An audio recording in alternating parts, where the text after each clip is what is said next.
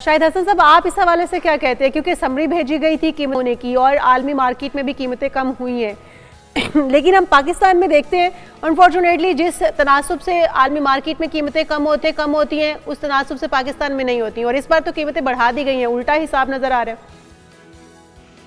बहुत शुक्रिया। कुछ पेट्रोलियम मसनूआत की कीमतों में कमी के बाद जो इजाफा हुआ है वो अमानत में ख़यानत के ज़िम्रे में आता है, इख्तियारात का गलत इस्तेमाल के ज़िम्रे में आता है। और एक कौमी अलमिया ये है कि जिस वक्त पाकिस्तान की मईशत मुश्किलात का शिकार है, हुकूमत खुद कह रही है हम ज़बरदस्त मुश्किलात का शिकार हैं, उसके बावजूद अवाम पर बोझ और ताकतवर तबकों बदस्तूर मज़े कर रहे हैं। ये जो कौमी अलमिया है मेरे ख्याल से ये तकलीफ देह है। लेकिन इसकी वजूहात से पहले मैं एक बात ज़रूर अर्ज़ कर दूंगा कि अवाम भी अपनी जिम्मेदारियां पूरी नहीं कर रहे। अभी जो वो बातें कर रहे थे वो बिल्कुल गलत थी। मैं बार बार बात कहता हूं कि अवाम को ये समझना होगा कि अगर आप हुकूमत टैक्सों की आमदनी नहीं बढ़ाती, अवाम पर बोझ डाले बगैर अपने शाहाना अखराजात कम नहीं करती, तो अगर वो कभी पेट्रोलियम मसनूआत में कमी कर भी देंगे तो उसका फ़ायदा उनको नहीं पहुंचेगा, इसलिए कि आपका बजट खसारा बढ़ जाएगा, और जब बजट खसारा बढ़ेगा तो वो महंगाई कुछ अरसे बाद आ जाएगी, IMF भी मुतालबा करेगा। तो पहले तो ये समझ कि कभी सियासी पार्टियों को भी मैं कहता हूँ मेहरबानी करें, कभी ये मुतालबा ना करें कि सिर्फ कमी करें। आप ये कहें जी आप ताकतवर तबकों से टैक्स चोरी करने वालों से दौलत लें, टैक्स लें ईमानदारी से, अपने अखराजात की हुकूमत कम करें। अच्छा डॉक्टर साहब, पेट्रोलियम मसनूआत के हवाले से अगर बात की जाए तो 60 रुपए पर लीटर 3 महीने से लेवी वसूल की जा रही है, क्या ये जस्टिफाइड है? देखिए, लेवी जो है वो भत्ता है, इसको मैं कहता हूँ भत्ता। तो जिस वक्त आपने IMF से 60 रुपए का मुआहदा कर लिया, उस वक्त हम यही शोर कर रहे थे ये भत्ता कहें।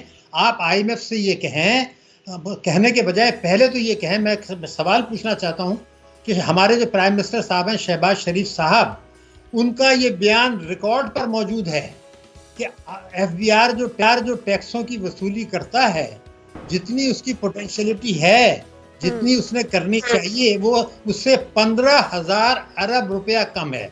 हम 50 अरब 20 अरब रुपए की बात कर रहे हैं। अरे भाई साहब, प्राइम मिनिस्टर साहब कह रहे हैं कि FBR 15,000 अरब रुपया सालाना कम कर रहा है। वो सिर्फ FBR कह रहे हैं। हमने जब सूबों का दूसरा निकाला, मैं जिम्मेदारी से कह रहा हूँ 22,000 अरब रुपया सालाना हम टैक्सों में कम वसूल कर रहे हैं, जिसका फायदा ताकतवर तबकों को, प्रॉपर्टी माफिया को, ताजरों को, सनतकारों को, बरामद कुनंदगान को, स्टॉक सब कमा रहे हैं। क्यों? क्योंकि हम मईशत को दस्तावेजी नहीं बनाना चाहते, हर किस्म की आमदनी पर टैक्स नहीं लगाना चाहते। एक आसान रास्ता चुन लिया है कि बिजली के नर्ख बढ़ा दें, पेट्रोल के नर्ख बढ़ा दें। और अभी मैंने आपको पहले भी बताया था कि मुझे खौफ है कि अभी तो बिजली के नर्ख भी बढ़ेंगे, अभी तो रुपए की कदर में कमी होनी है, मान ले आप मेरी बात। अच्छा डॉक्टर साहब, इसके अलावा ये जो पेट्रोलियम मसनूआत की कीमतों में इजाफा है, इससे एक तो कॉस्ट ऑफ प्रोडक्शन बढ़ेगी, ट्रांसपोर्टेशन बढ़ेगी, तो ओवरऑल इसके असरात क्या होंगे मुल्क की मईशत पे? देखिए, जिस वक्त अब आप पेट्रोल की कीमतें बढ़ाती हैं तो दालें, सब्जियां, गोश्त, ट्रांसपोर्ट के किराए सब पे असर होता है, और वो असर उससे ज्यादा होता है जितना बढ़ाया जाता है। लेकिन किया क्यों है इन्होंने, आपको मैं बता दूं। IMF से जो इन्होंने मुआहदा किया था, उसके तहत जो हदफ रखा गया था जुलाई से सितंबर तक, तो अब वो ताजिर दोस्त स्कीम को हुकूमत ने खुद नाकाम बनाया। अभी आपने बताया कि प्रॉपर्टी की मालियत 75% कर दी है, ऐसा कुछ नहीं है। जब आप देखेंगे बड़े बड़े शहरों में जहां से आमदनी आनी है वहां इजाफा इतना नहीं किया है, इतना खुश ना हो। कई सौ अरब रुपए प्रॉपर्टी माफिया से आज भी कम वसूल कर रहे हैं। इजाफा बहुत कम भी है बड़े शहरों में, बड़ी प्रॉपर्टीज में वसूल नहीं होगा। तो जब आप प्रॉपर्टीज लेना नहीं चाहते, लोगों से टैक्स लेना नहीं चाहते, ताजरों से नहीं लेना चाहते, शान अखराजात नहीं करना चाहते, अवाम जो है ना शोर करके फिर जिंदाबाद के नारे लगाने, फिर किया क्या जाए? क्योंकि अवाम तो शोर ही कर सकते हैं, फिर अवाम को क्योंकि रिलीफ किसी तरह से भी नहीं मिलना। अगर पेट्रोल की कीमत आप कह रहे हैं कम की भी जाती है तो उस तरह से रिलीफ अवाम तक पहुंचना ही नहीं है जब तक इनके शाहाना जो शाह खर्च हैं वो कम नहीं हो जाते, या फिर कोई सद्देबाब जो है वो अमली तौर पर हमें नज़र नहीं आता। हम करें क्या? क्योंकि इस वक्त तो पेट्रोल की कीमत अगर आज बढ़ी है, मजीद कल फिर बढ़ेगी। हमने देखा LPG की कीमत भी बढ़ गई है, गो के अभी सर्दी नहीं पहुंची है लेकिन उसकी कीमतें भी बढ़ा दी गई हैं। तो अवाम की तो चीखें निकल रही हैं, अवाम के पास क्या तरीका कार है इससे निकलने का?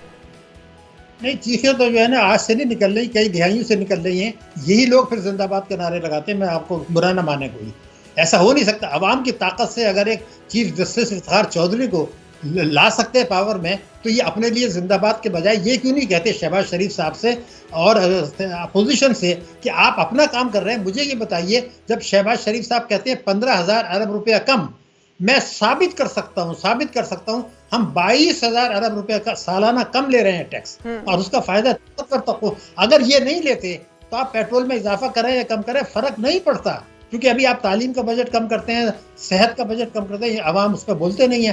तरक्याती अखराजात में कटौती अभी करने वाले हैं ये, जिससे बेरोजगारी बढ़ेगी, गुर्बत बढ़ेगी, 40% से ज्यादा आपकी गुर्बत है।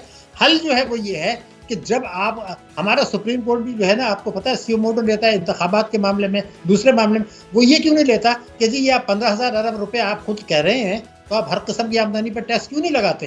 ये तो आपके आइन का हिस्सा है, ये तो आपके मंशूर का हिस्सा है। तो हम तो आइन को भी नजरअंदाज कर रहे हैं, जिसमें ये लिखा था कि हर बच्चा, 26 मिलियन बच्चे स्कूल नहीं जा रहे, आइन कहता है कि 16 साल का हर बच्चा स्कूल जाएगा।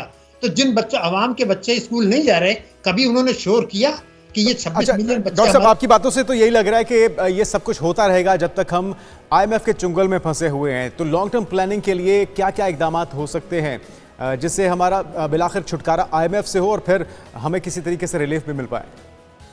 देखिए, दो बात मैं कर दूं, दोबारा मैं पूरी जिम्मेदारी से कह दूं, आप कहेंगे तो मैं स्टैम्प पेपर पे लिख के दूं, ये IMF की वजह से नहीं है। अच्छा, IMF की मैनेजिंग डायरेक्टर ने कहा था, आपने अपने प्रोग्राम में खुद कहा था, याद करिए, कि हमने पाकिस्तान से कहा है कि आप मालदार लोगों से टैक्स लें, आवाम को रिलीफ दें। आपने खुद प्रोग्राम में डिस्कस किया। अब हुकूमत कहती है हम मालदार को इस पे नहीं लेते, तो वो कहते हैं जी आपका मुल्क है, हमने तो आपको मशवरा दिया। मैं आपको एक और बात बता दूं, ये जो मैंने 22,000 की फिगर दी है आपको टैक्सों की, या 15,000 शहबाज शरीफ दे रहे हैं, यही मसाइल का हल है, IPPS हल नहीं है। लेकिन जो इससे भी बड़ा मसला मैं बता दूं, IMF का इससे ताल्लुक नहीं है।